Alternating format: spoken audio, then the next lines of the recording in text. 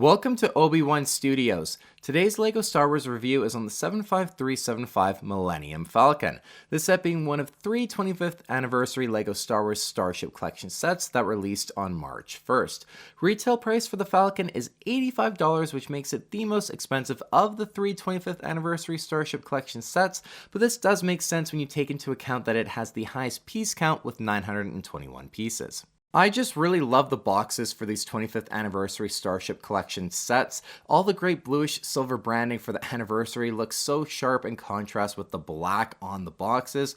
The front of the box as well has the 25 years of LEGO Star Wars R2-D2 logo on it as well. Taking a quick look at the back of it, it does feature a different angle of the Millenium Falcon build, a shot of the ship entering hyperspace, as well as the dimensions of the set. Overall, just a really great looking box for the Millenium Falcon.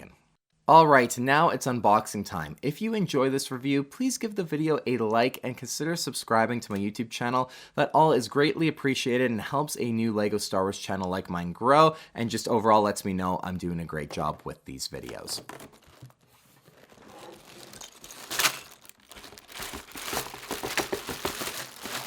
With the box open, we find the instructions manual, and like all the other Starship Collection 25th anniversary sets, it has some words from the creative director Jens, and then there are some details about the Millenium Falcon as well, with behind the scenes photos and a page to mark the 25th anniversary as well. Inside the box, you will also find a total of 11 numbered bags and the large blue tube piece on its own as for contents for this set. Now here is the completed Starship Collection Millenium Falcon. I just have to say, it is such a great looking display set. The vast majority of angles on this set just look so good, and they really managed to nail the shaping of the Falcon down at this sort of Midi scale Starship Collection size of build. The display stand features the printed plaque with the Millenium Falcon's name on it, and then there is that beautiful 25th anniversary brick as well, which just, I love that contrast, that blue silver on the black, looks very sharp on the display stand as well. But if you want a more simple look, you can take that extra great piece that you store on the front plaque and then put it in place of that 25th anniversary brick.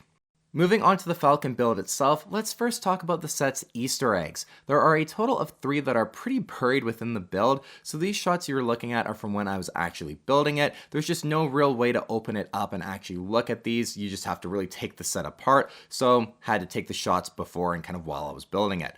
First up is the scene where R2 is playing Chewbacca in the game of Dejarik. You also have C-3PO represented with the gold studs telling him to just let the Wookiee win. The next Easter egg is the scene where Han and Leia, they're falling in love and sharing a romantic moment, and then C-3PO runs in and just ruins it. This Easter egg also shows C-3PO with his silver leg as well, represented with the bottom stud. The very last Easter egg is Obi-Wan training Luke in the ways of the Force, this one being my personal favorite Easter egg out of the 3. All 3 of these Easter eggs are pointed out in the instructions manuals also, just to ensure you don't miss any of them. With the Easter eggs covered, we can now get into the actual design of the Millenium Falcon. Starting off at the very front of the ship, we have that missing escape pod section, which just really helps create that iconic look to the front of the Millenium Falcon, with that middle section just empty and vacant. Shaping wise, it just looks really great, and the middle does have that opening as well in the front for that escape pod, just kind of represented in there as well, which is just a nice touch and kind of extra detailing added into this front section. On the top of the front section, we have really nice looking printed pieces to add in all of the correct details. According to one of the cross sections I was looking at, at least one of them is a maintenance access hatch, but these printed pieces are just so appreciated on a display set like this. On the sides here, you can see these long pieces attached sideways, just adding a lot of texture and detail to the outer edges of the ship, not have it kind of just look like it was built top to bottom. You actually have these sideways pieces kind of perpendicular to the rest of the build. The only downside with this added into the design is that there are some small gaps created here, so if you kind of look straight down on the ship, they are just a bit noticeable. The rest of the front section looks great with a lot of different pieces in combination of smooth plates, grates, and studs just to make it feel complex and kind of get the sense that the ship really isn't all that even and kind of just hanging on there put together with random parts. There also are small hits of red throughout the top as well. Luke just calling the ship a piece of junk really comes to mind with all these different pieces that were used within the build, but hey, Han did make a lot of special modifications. Moving on now to the cockpit, and I am just really happy to say that the very specific shape and angles to this section I really think were done very well, especially at this scale. The front of the cockpit features two different printed pieces to help really just recreate the look. The very front piece as well, it's very accurate to what it looks like in universe. I just really appreciate all the details here with these printed pieces. The prints here just go a very long way to making this Falcon display set look so sharp. Now, the overall design of the cockpit isn't quite perfect. While the shaping of it and the angles are done very, very well, the result is that there is a pretty large gap in the middle of this section, and depending on the angle you do look at the set, it can look a bit awkward and be rather noticeable. This is probably the one area where I wish they just could have made it a bit more seamless in its design, but overall, I still do really love this section.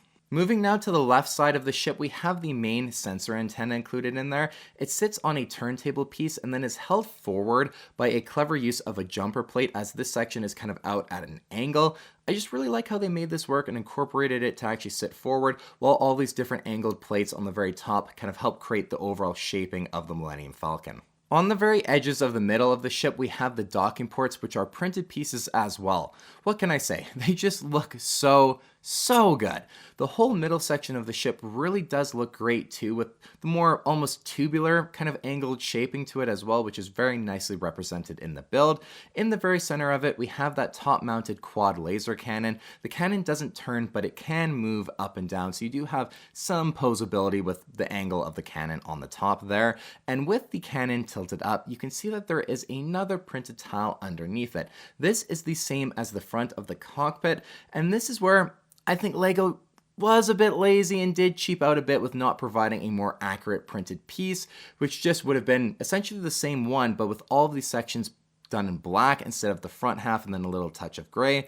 They just did so much right with this set, but then kind of feels like they drew the line with including one more different printed piece. That is where they just stopped, and that is a real shame. The entire back section of the Falcon might be the best looking part in my opinion. It's comprised of 3 different sections on the top that make up the entire back just to get that shaping all in there, but they're integrated so nicely in the edges of them, really the way all the different angles and pieces work together to create that more rounded shape.